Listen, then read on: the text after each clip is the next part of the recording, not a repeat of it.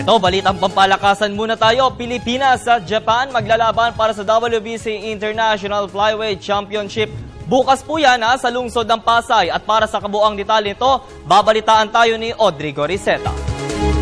Isang matinding bakbakan sa ibabaw ng boxing ring ang magaganap sa darating na Sabado sa Mall of Asia Music Hall sa Pasay City.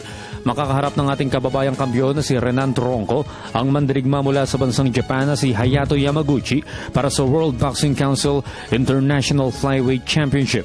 Si Renan Tronco na tinuguri ang Little Pacquiao dahil sa kanyang bilis at matinding footwork na naihahambing kay pambansang kamao Manny Pacquiao ay may professional record na 15 panalo.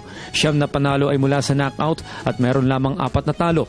Habang ang Hapones naman na si Hayato Yamaguchi ay may professional boxing record na 17 panalo kung saan 14 sa mga ito ay mula sa knockout at meron lamang ding itong 4 na talo.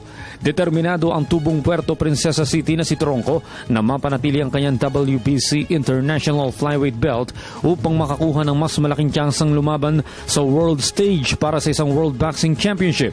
Ang boxing event ay hatid ng Elorde International Productions kung saan bukod sa WBC International Flyweight Championship, maglalaban din sa naturang promotion ang dalawang Filipino boxers na sina Lady Love Sampiton at Carlines Rivas. At meron ding 8 undercard professional boxing fight na magpapainit sa Mall of Asia. Para sa Telebisyon ng Bayan, Audrey Goriseta.